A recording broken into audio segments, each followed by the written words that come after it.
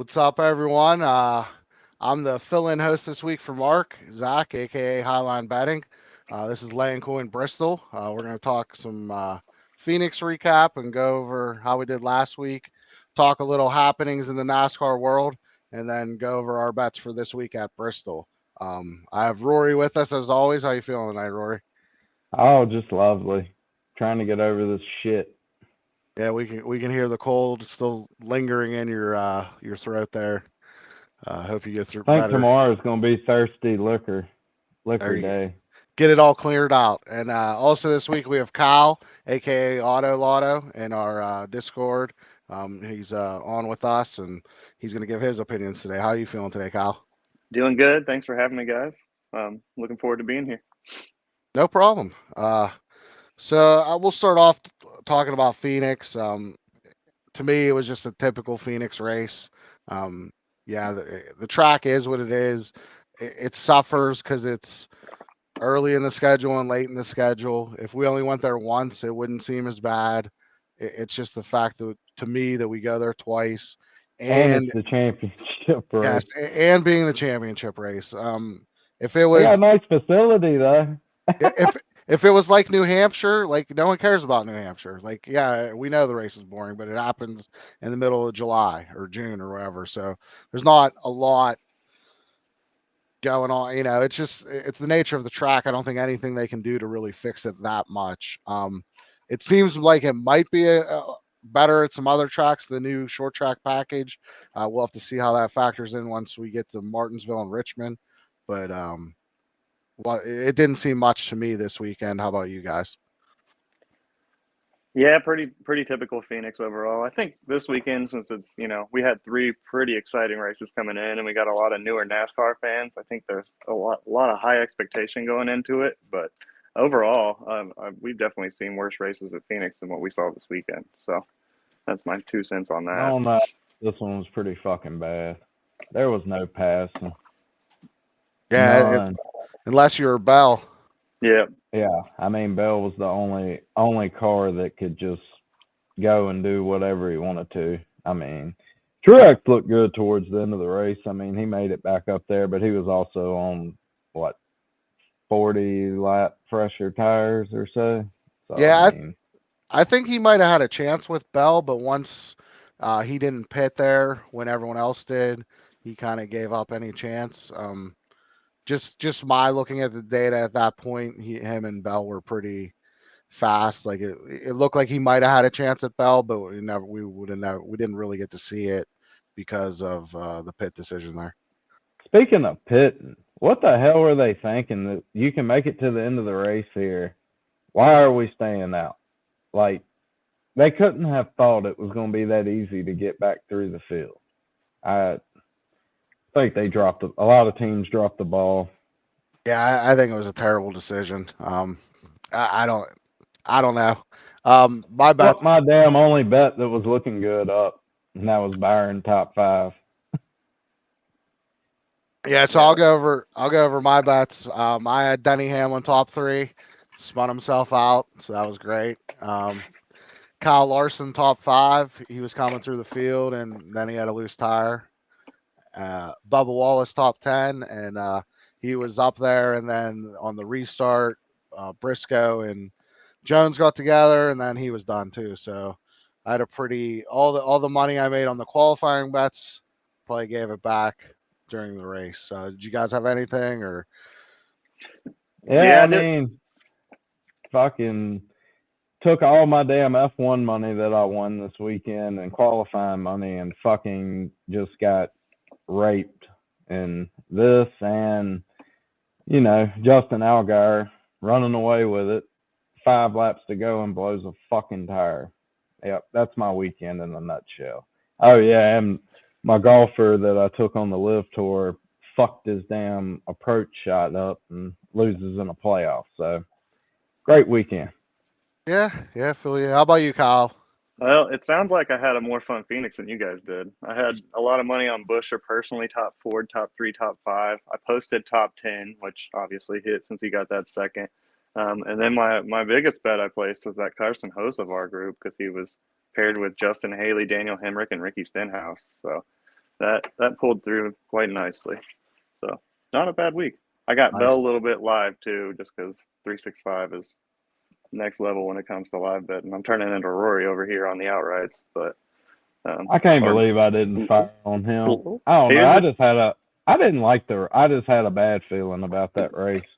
Between Yeah. what happened to me and taking Allgaier live, Allgaier top 5, John Hunter Nemechek top 5 gets spun out.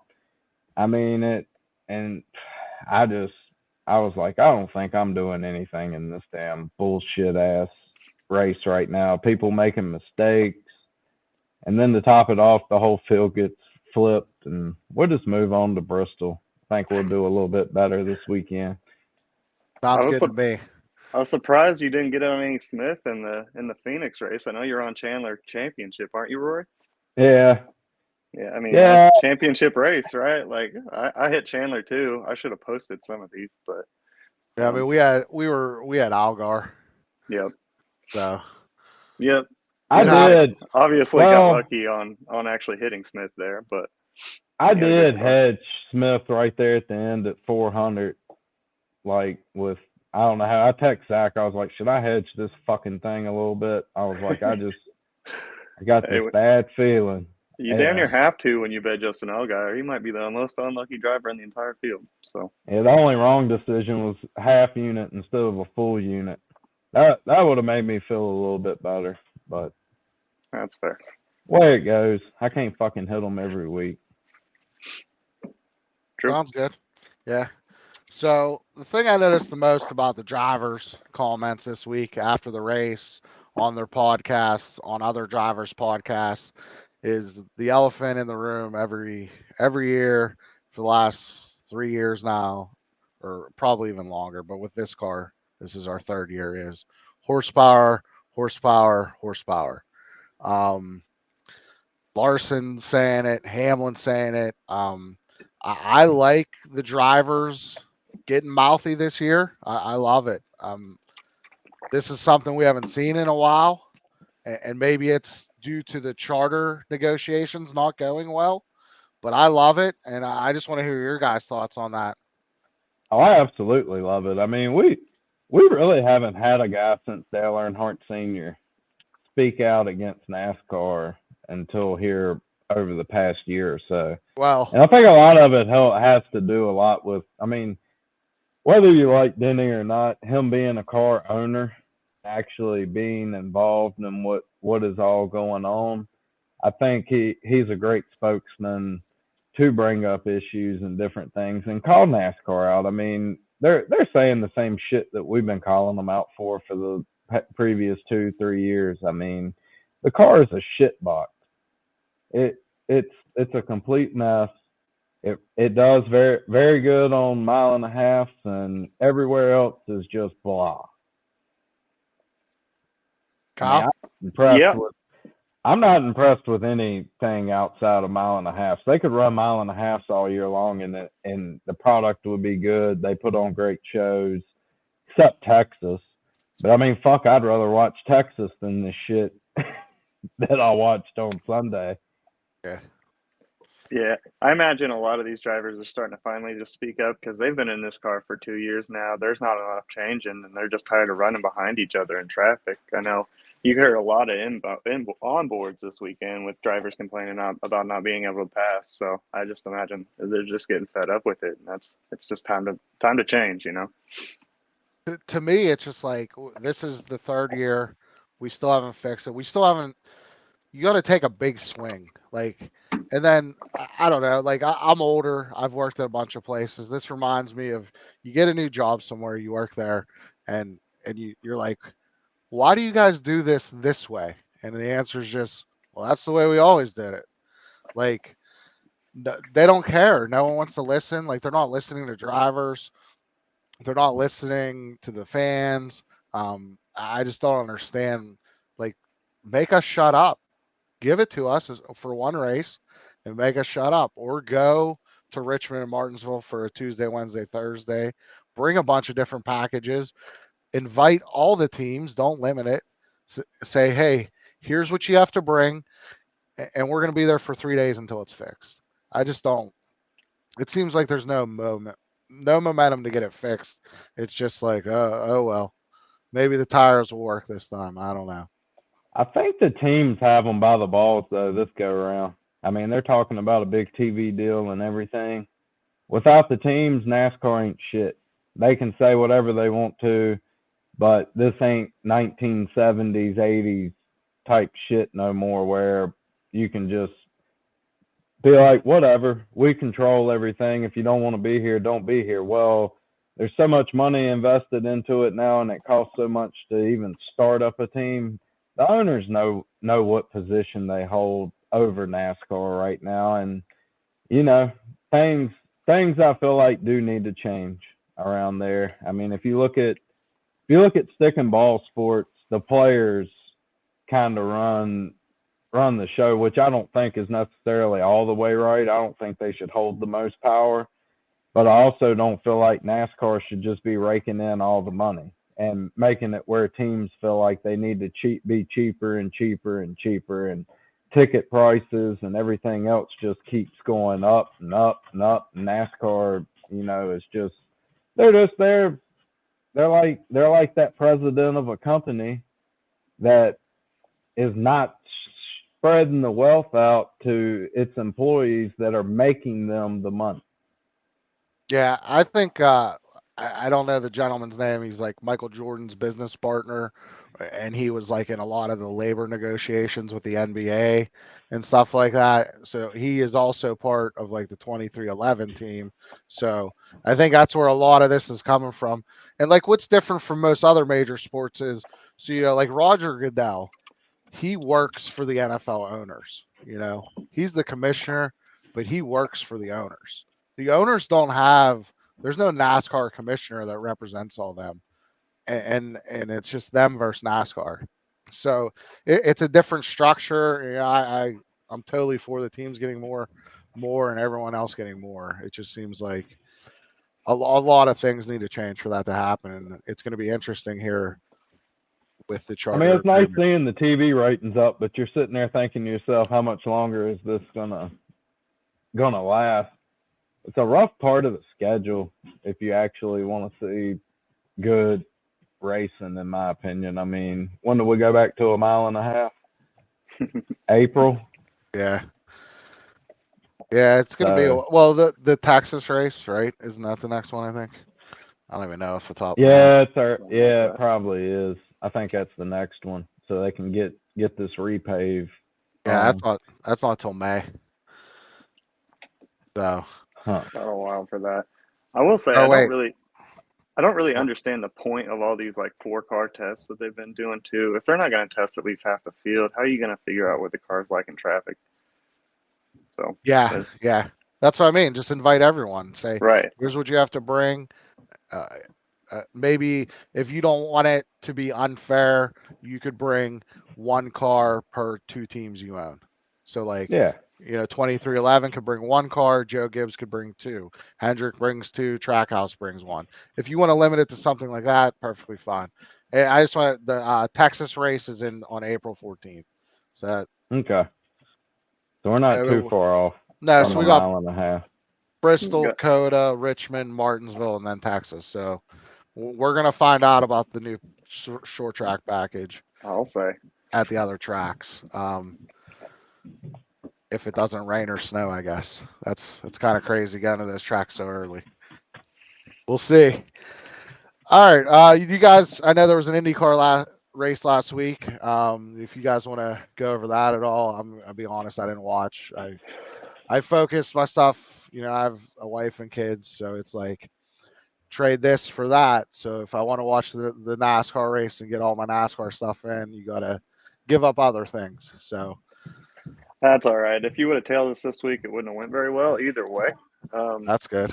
Penske showed up to the street track. They did not do very well on the roads and streets last year. I expected kind of more of the same this year, and they decided to dominate the race. So my card was based on a bunch of Hondas and a bunch of the cars that were good last year. Um, I guess I should have been looking a little closer at the Penske's during practices because obviously I missed something there, but I'll go back to the drawing board and try to get better.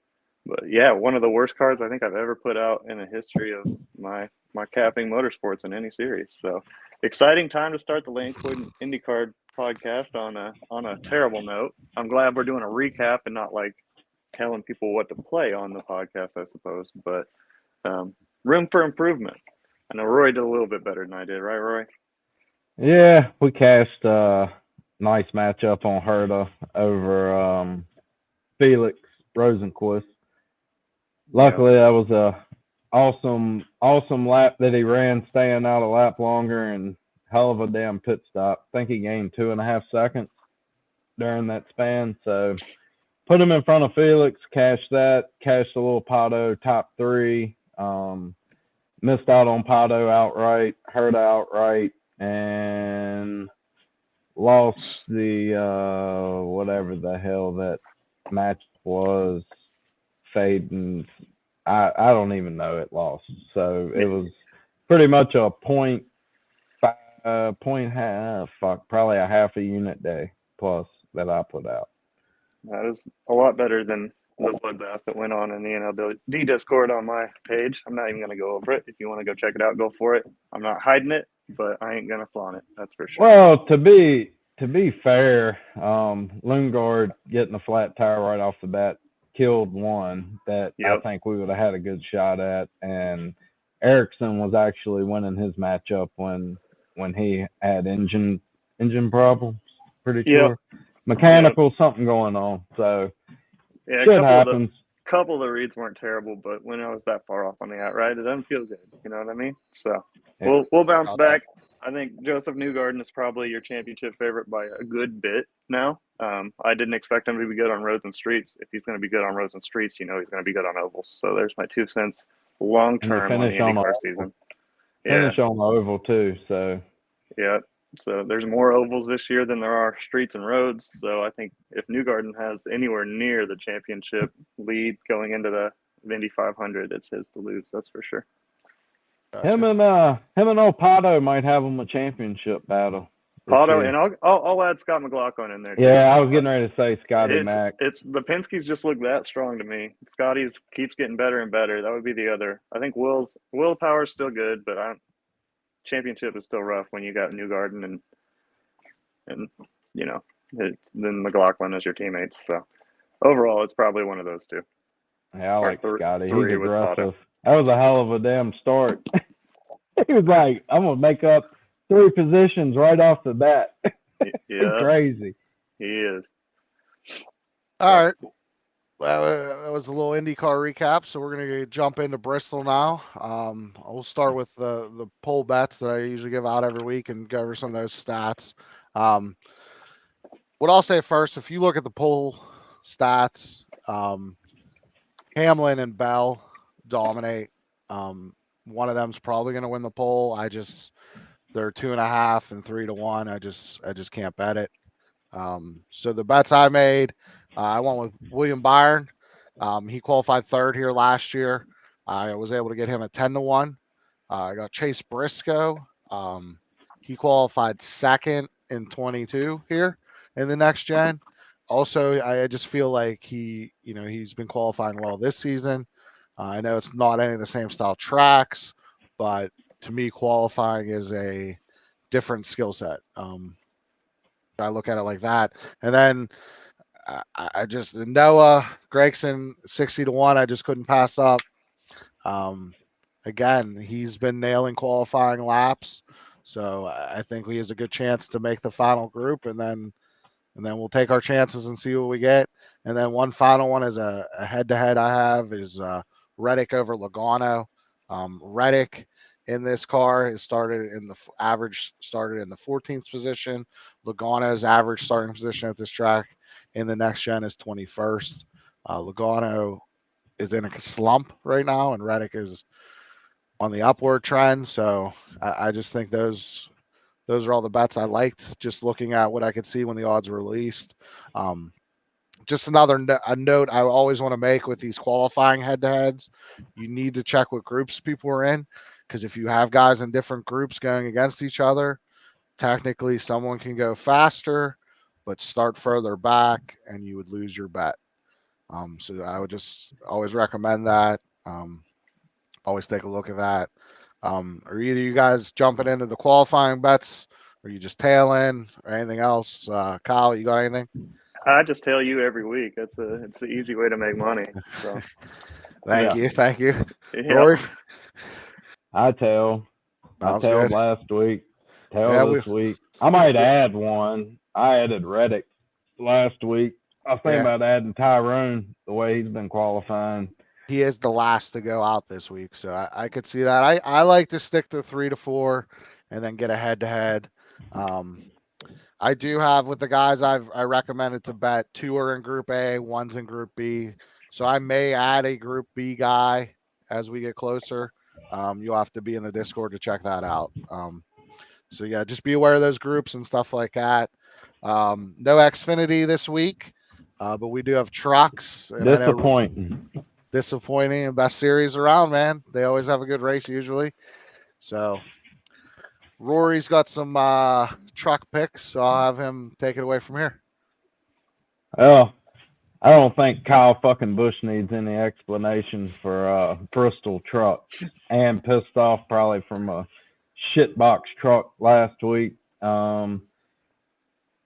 The way I look at it is Kyle's going to pit after the first stage. Kyle's going to probably qualify on the pole. Kyle's probably going to lead every lap through the first stage, and then he'll ride around and stay out for the third stage.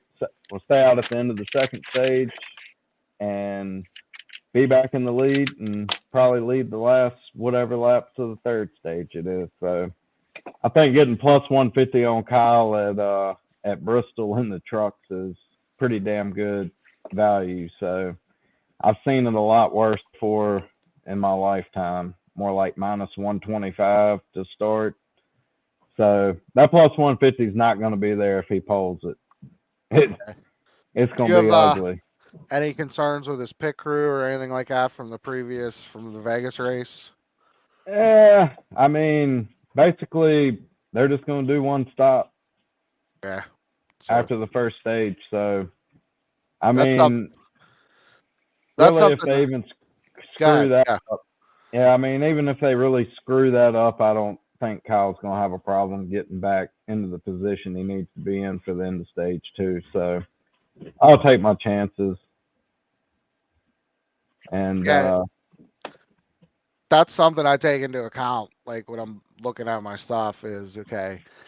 Even if they have a terrible pit crew, if we're only gonna make one stop, it's not gonna really matter that much. So I kind of agree with that. I mean, what is Zane and him the only Cup regulars this week? I I think believe so. so. Browns on. Yeah, I look for him to capitalize at a place he loves, and got to roll with a little Taylor Gray, plus 375 top five. I feel like Taylor Gray is a short track guy. I grew up on short tracks. Um, I I expect for that kid to win at least one, if not two races this year. So he looked good last week, fast truck, and well, the week before last, not last week, but when they were at Las Vegas, he had a fast ass truck. So Tricom looks like they have their shit together this year, and I look for him and Heim to be up there on a weekly basis. And gotta go with a little Gray minus 115 over Nick Sanchez. It's not a mile and a half. I don't know why this matchup's minus 115. I have no fucking clue, but we'll take it. Sounds good, man. Kyle, you got anything for trucks? And I mean, if you want to go by the power rankings, pretty sure Gray's fifth in the power rankings and Sanchez is 12th. Yes, sir. Yep. So there you go. 7 spot difference. We'll roll with it. So Kyle Busch's race. Those Spire trucks are fast. The only matchup I saw that I'm going to get early, and you guys know I'm heavy on Raja as an overall driver, and I saw that he's minus 120 over Lane Riggs right now over on DraftKings. So I'm going to take a piece of that. Lane hasn't really done anything all year, so I'm going to wait until he does something to prove that he actually deserves to even be a part of this matchup because Raja just keeps running well. So that's all I've got right now for trucks. I like that. I understand why you'd take Kyle Busch too, though. Those Spire trucks are quick this year. So, I mean, I like that matchup though because I think Lane Riggs is going to be a guy that second half of the season maybe starts coming around a little bit, but he's got to get some racing experience under him. I think he has talent. Yeah, I kind honestly, of Lane is almost exactly where Raja was last year. Raja has the yeah. talent last year, but he wasn't able to put races together. Lane has the talent, but right now he's not putting races together. Raja's putting some races together. So I want to say Raja was like 12 in the rankings and Lane was in the 20s. So the Yeah, rankings also back that up. So I like that one. sounds good. Sounds good. I haven't bet anything for trucks yet. I really haven't even looked. I don't really like when Kyle's in the truck race. To be honest, I'm not a big fan when the Cup guys come down. So I kind of, I mean, I'll watch it and live bet if anything comes up, or I might grab like a top 3 or top 5 or something after practice. I'll have to wait and see. But let's talk about the Cup race. Which I mean, one do you I'll got? add one thing. I think Eckes and Heim both are going to be really good Saturday night. I don't know if they're going to be. I think you'll be able to get them live if Kyle Busch is dominating at a better number than plus 600 to kind of help you have a few outrights. But anytime he's in a race, especially the trucks, I really don't see the need of jumping on people too damn early when you know the live odds are just going to be skyrocketed. Yeah, when Kyle's in a truck, you pretty much got to wait to make sure that that truck isn't. If that truck is anywhere near good enough, he's going to win the race. So you just got to kind of watch practice, and hopefully he doesn't show up with a piece. Yeah, I just it's not my thing, so I'll just wait. It does kind of suck that it's Saturday night, the race, and even qualifying and practice isn't till Saturday, so there's like no on track activity on Friday. So we gotta wait till Saturday this week, but we'll wait it out. I'm gonna throw it to Kyle first, so you can go over all your bets, and we'll scroll them over on the bottom while you're going over it. Perfect. So this weekend, I've been looking around. I haven't played anything outright right now because I think the top of the board is pretty accurate. I started this week with the guy who's finished well last week. Is real good on the short tracks. I'm going with the little Chris Buescher top 5. I got it over at either Caesars or 365 at 2-1. I think that's a pretty good number. That if he qualifies anywhere near the top 10, they'll probably be gone just because of his track record. The second bet I put out, I've got a couple bets on this driver is I like the new Penske front row alliance. So I'm going to rock with some Michael McDowell, top 10. He's good here at Bristol. I got it at plus 240 on DraftKings. And then I've got him in a matchup over Noah Gragson at minus 115 over on ESPN bet. That's actually the biggest bet I've placed so far. Michael McDowell has 23 Cup starts on Bristol concrete, and believe it or not, Noah Gragson has 0. He had the dirt, and then he got suspended last year. So he's been good in Xfinity. It's not like Grogson's a slug by any means, but Michael McDowell's last 5 finishes at Bristol were 6th, 11th, 24th, 10th, and 7th. So I just think with McDowell's experience and his new faster car, that gives him a pretty big edge over Gragson, pretty much even money there. And then, did you get all 5 of my bets? So I got Uh, a little, maybe. Top Here, 5 for Busher, Busher, McDowell top 10, McDowell over Grayson, Gregson. Hosevarth plus 300, That's gotcha. Truex top Yote, and then Yep. Truex over Logano. Perfect. All right. So I don't know why I second guessed that, to be completely honest with you. But like he just said, I think Carson Hocevar at Bristol has been good in the past. I think Spire in general, both in trucks and in Cup, has been better than they've ever been pretty much. So I'm rocking with Carson top 10 at plus 300 over on Caesars. Kind of a smaller bet on that one. But if he comes out and practices well, I'll probably go back to that well. And then I like the Truex Top Toyota more for value than anything else. I know Bell and Hamlin are going to be strong, but at 12-1 after the way he just ran at Phoenix, I like Truex just a little sprinkle. Top Toyota, maybe Bell and Hamlin getting to each other. There's only 6 Toyotas, so I like to look at the bottom of the top Toyota pretty often. And then fading a guy that you think will be bad in qualifying, who's been bad just in general so far this season, I got a little Truex minus 115 over Joey Logano. Gotcha. Rory, what are you looking at? I know me and you are on a lot of the same stuff, so I don't have a scroll for me. I'll just jump in when you're done. Yeah, I'll let you talk about the outrights. I like found this.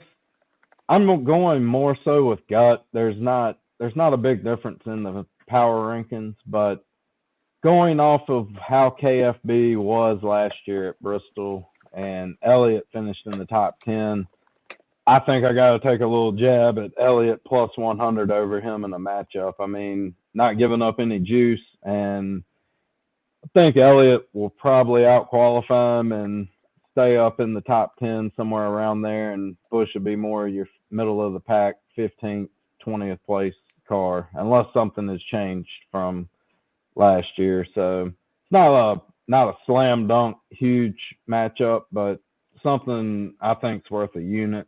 And we'll see what happens if after qualifying, if it looks even better, we'll see how it's readjusted and go from there. And gotta go with a little Tyrone Giblets at top 5 plus 225 over on Bet Rivers. Kid looks good. I was high on him coming into this season, and he is not disappointed so far to start. So best average finish in Cup, and way he ran last year at Bristol. I mean, Denny was on a different planet. Larson was next, and you could argue. I mean, I think he finished fifth. I think towards the end of that race, but I'll take him. I'll take him any day of the week at a track that I think Gibbs should excel at, especially him. And I'm higher on him and Hamlin and Bell more so over Truex here, but just I like the kid. I think he's aggressive. I don't think he backs down, and I think victory lane is getting ready to come up very soon for old Tyrone. I just want a little bit more than plus 1,200. I mean, I'll wait live, see how the race shakes out, and go from there. I already have enough outrights with Buescher and Keselowski to start the week, so I didn't feel the need to really add another guy at plus 1,200. Even though I think what did he open plus 1,800 on Caesars, but I was late to the party. Yeah, I saw 18 on him, and I my number for him was 22, so it was lower than what I needed. So I kind of just on opening numbers, I try to take value. Um, so the bets I went with is on opening, I got Busher at 15 to 1 to win. I just think RFK is really solid at this track. They're gonna be in contention. They're gonna be up front. Um, him and Brad are both really good here. This is RFK's time to shine. I would like them for top Fords. I think they're going to be the showcase Ford team this week. And I actually waited out. I know Brad opened at 10, and then by the time everyone, I mean, that's kind of the good thing. So everyone was betting Gibbs down. So then Brad got adjusted up, and I got him at 15. So I'm pretty happy to get both the RFK cars at 15 to 1. I don't see them being any lower or I mean any higher this week.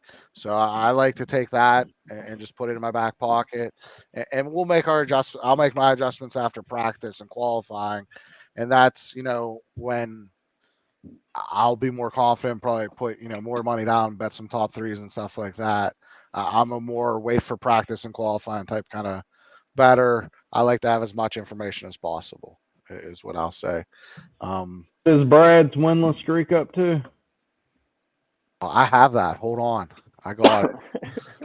Of I course was he has looking that. at it. I was looking at it. This Well, is if you, Millhouse's week. yeah, we call Brad Millhouse if no one's ever heard that. It's like 105, I think. Ooh, Eh, It's just, I feel like he's got to win, man. He's been so close. He has the talent. He just he should have it. I mean, I feel he like had it in the fall race 2 years ago. yeah, and Richmond he was good at. He was good at not bad at Dover. He's not bad at Darlington. I mean, those are the kind of tracks I look at. I mean, everyone doesn't look at the same thing. I'm just going off of what I do. But if you look at like who's won at Bristol, it's and I'll say besides Busher 2 years ago, and like a random person here and there, it's the the best of the best, the top quality. It's champions winning, you know. So, like, I don't really get into many deep odds on this for to win the race because I just think it takes a lot to win at Bristol. It's 500 laps. You got to know how to conserve your equipment. I mean, the first next gen race here was a complete disaster with blown tires. The Toyotas had steering pump problems. So there's just a lot of stuff that can happen at Bristol. I love it for live betting though. I mean, I think it's a great live betting track. Um, Once someone makes their last pit stop, like to me, always when I watched Bristol growing up, and I think Elliott Sadler proved this one year, like he who pits last first usually has the best chance to win. We'll see. I know they're putting down some of that resin shit in the bottom. I think last year it would take like 150 laps before that wore off, and then they would move up into the top groove. Um, there's just a lot of things you're gonna have to watch out for. I don't think the new bodies really matter that much this weekend. I think if you're Bristol, if you're good at Bristol, you're good at Bristol. Yep, I Yeah, agree. I would agree with that. I think I saw RFK as a team at like 625, 650. Would you be interested in that at all, Zach? Or is that Where they something you're at? going to wait for? Where they at on the like? Are they like the fourth or fifth team? Or are they the third? I want to say they're the fourth. I would look at things like that and then probably wait.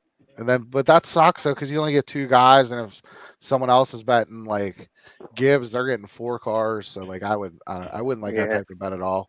Just not my type of bet. Um, Yep. Rory, got anything else? That's all I got. That's all you I got, just, Kyle. Sorry, Rory, go ahead.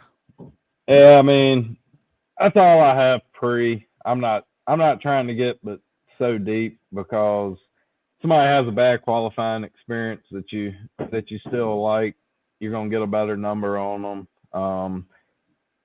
I honestly could not see Bell, Larson, or Hamlin out of. I don't think they're gonna go anywhere from 550, 600. I mean, when you got three guys that are coming in, it would really take one hell of a practice session and a hell of a lap to change that all that much. So I I don't. don't. I just don't see them going anywhere but up. A little bit higher. Yeah, Not worth taking coming in. I was looking at my notes from last year, and this is the race Larson. He like slipped in qualifying, so he ended up starting 36th. But he was like one of the best cars and right up front. And I looked at it. It looks like in my notes that his odds did not like he was still like 5 or 6 to 1 starting 36. So those It guys are probably garners going a to stay. lot of respect. Yeah, it don't. two It does guys. not change. I want to talk about two more guys real quick. Kyle Busch, Chase Elliott. Um, they're like 18, 20, 22 to 1. Kyle Busch has won here 8 times. Are we missing it, or we just know that he's going to suck? What do we got? I'm Would say thinking is he's gonna suck, but I It, could change my mind after coming practice. Yeah. You're after not practice. you're not full fade Kyle Busch right now, but maybe after practice you will be. Right. Gotcha. I mean, it's hard to fade a guy at a track that you expect for him to run well at, but something's missing over there at RCR on certain tracks. They got it together on some, and then other ones, for some reason, it doesn't matter if you want to go back to the Reddick days or if you want to go back to all of last year. I mean, a lot of times it's like that with Austin Dillon too. Most time, if you think KFB is going to be good at a place, Austin Dillon's probably going to be a top 10 car, where Kyle Busch is up there contending for wins. I mean, I, that's just the way that I look at RCR right now. They run pretty damn good on road courses, and most mile and a halves they seem to have it together. But the short track package has been shit for them over the last 2 years. Yeah, it's hard to have a lot of confidence in what RCR is putting out short track after what they did in Phoenix. If they show I something, mean, I in like what practice, I've seen from Elliott last week. I mean, he's probably going to leave out of there with a top 10 finish last week, if not for staying out and getting the field pretty much inverted when they all had to pit on the next caution. So I just got a little bit more confidence in Elliott out qualifying them and staying ahead of him the whole race. Now yeah, on Chase. Sorry. Go ahead, Kyle. yeah, with Chase, I mean, you've got the Hendrick car, so they're at least going to give him a piece. It's just a matter of how he's actually going to perform with it at this point, which has been up and down lately. But he's got the track record here, so I would definitely lean Elliott over Busch. I like the idea of that matchup too. So I just liked it because of the plus 100, no juice. I don't feel like that matchup should be anything but minus 115. Yeah, and I just wanted to bring those two up because those are two guys that we're used to seeing at the top of the board, and now they've been pushed down to the middle-ish. I think the next 2 weeks for Chase Elliott fans is very, very important. If not now, when? Yeah. When's he gonna show it? I mean, he's been good at Bristol. I mean, and then we have a road course. He's supposed to be the best guy, one of the best guys on road course. I don't think he's one of the best guys on road courses anymore, but it, it, maybe we can put the fork in him after Coda here. But I don't see him as one of the best road course racers anymore. I think Reddick's better than him. I think Byron's better than him. I think McDowell's better than him. Suarez is probably better than him. Larson's probably better than him. It's an interesting 2 weeks where he's either gonna tell the Chase haters to shut up, or he's gonna give us a lot more fuel for the fire. Even Richmond Martinsville, like he was good at Martinsville. So it's gonna be interesting. I'll say. See what Well, I happens. mean, there's so many other drivers and teams now that have either gained experience over the last few years that were maybe a little bit too young or whatnot, and it just seems like they've passed Elliott. I don't know if it's the broken leg still having an effect on him now. Gustafson seems to not be an elite crew chief anymore. I don't know. They could go out there and prove us wrong here over the next month, but I just he ain't gonna have shit for Red Dog next week. There we go. I mean, Red Dog, Byron, Larson, Suarez, probably Ross, maybe a little Alex Bowman might even fucking outrace him next week at Coda. How about who's in the 16? Is it gonna be SVG or is it AJ? I believe it's Dinger next week. Or it's not SVG? I'm not 100% on that, but I think it's Dinger next week. I know he's in there this week because he's in the Cheetos Mountain Dew car. Have you guys seen that scheme? Yeah. So Yeah. will they not? Will they not funny. run? Will they not run 30th then, since it's AJ and they have a sponsor that's not, a foreign company that has one location? I haven't found a good way to play him, but I would if I find value on something. It's AJ Allmendinger. It's the actual driver in that organization. So I'm comfortable playing him or SVG next week, to be honest. I mean, I think SVG proved himself last year that if there's anywhere that he's gonna compete is on a road course. So he's been good on the ovals to start the Xfinity season. I've been impressed with his consistency. Yeah, he might actually turn out to be a little something if he can get away from Kali. Yeah, it doesn't say. Matt, he's Trackhouse. It has this. Yeah, sorry, go ahead. That's right. Yeah, he's basically Trackhouse. A Trackhouse car. He's loaned a colleague basically by Trackhouse at the moment. So he's got a car coming for him. But my bad, Zach. Go ahead. Yeah, I was just gonna say so his schedule, I found it, but it doesn't say.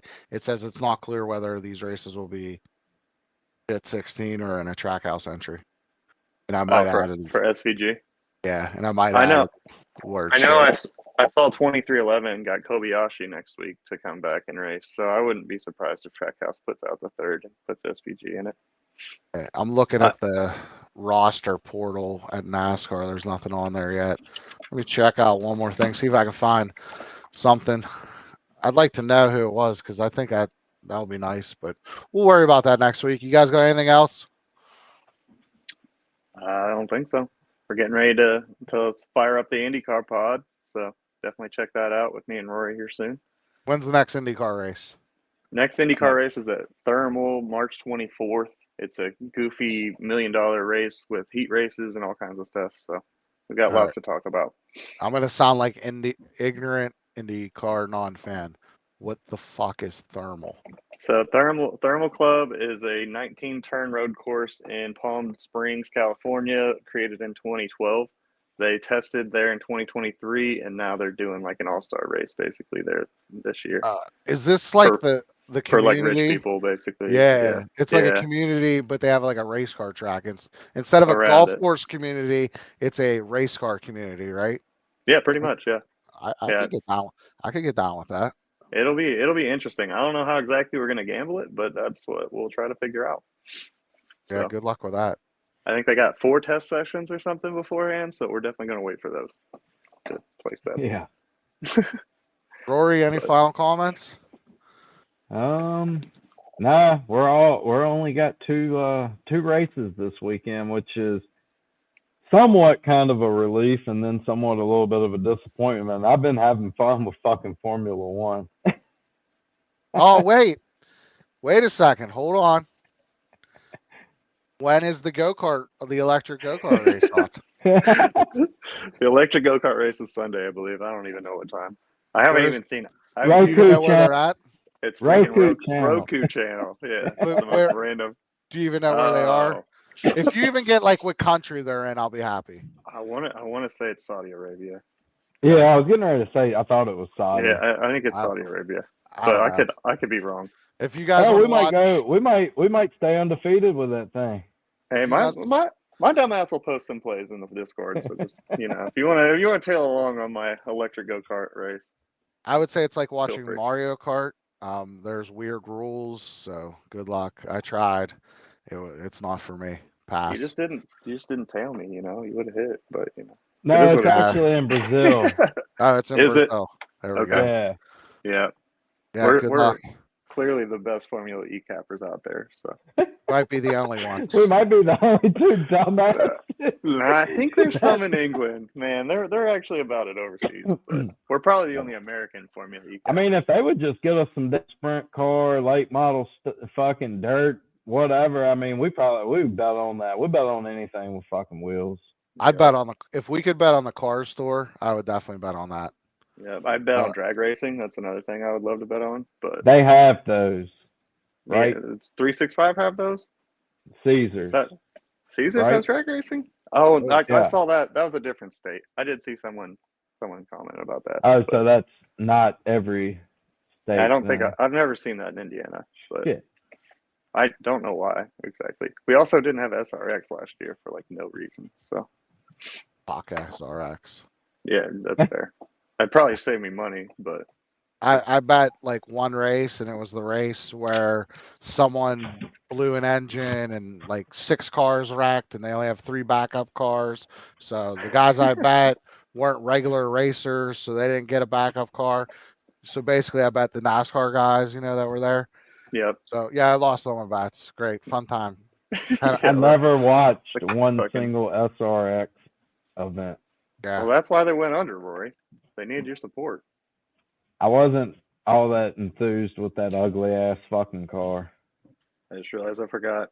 I've got thermal, little plastic thermal. It's ridiculous. Okay. That's what the fucking track looks like. That's bananas. Huh. Yeah, it's absolutely ridiculous. That's why I was like, how are we gonna bet this? 19 turns, and I want to say like 8 or 10 of them are low speed corners, which is it looks like a Pato or a Polo. Right. Yeah. I mean, at this point, I don't know. I might have to bet some Penske's too. That might be a McLaughlin, right? Scotty. Yeah. I'm always down to bet Scotty. I don't know how the fuck I managed to not have him top 3 last week. I just thought from starting from ninth, I didn't know he was going to gain 3 spots before they hit the first turn. Yeah, that's fair. I didn't know Penske was going to be that fast either. But we'll talk about that on the pod. Yep. All right. Well, we're gonna head on out. We're gonna hopefully cash some more bets this weekend, lay some more coin down, and have a good weekend. Everyone else I might too. have a Layin coin jacket actually sitting out. I should have fucking checked and put it on. It's in Lynchburg. I don't know if it actually made it into the mail truck. That sucks. I'm gonna have to go look for that now. All right. Well, Rory's gonna I'll go get his expect that jacket. next week at this point. So Yeah. Gotta represent the brand. Nice. absolutely. Get in the Discord if you want all our plays and picks and everything like that. We post them all in there. Marks are in there. Tom, our F1 buddy, he posts his F1 stuff in there. So just come on in. We like to chat. NASCAR, F1, anything. Rory was chatting some golf earlier today. I saw in there. So come on in. We don't bite. We like to have a good time. Pterodactyl is one of the best golf cappers I know. That Nice. was mentioning stuff over there and put his card out. I want to say the fucker hit 22 or 23 outrights last year between all the tours. So Nice. yeah, Sheesh. he's on it. All right. Let's have a good weekend, everyone. Sounds Let's good. fucking go. Beer don't.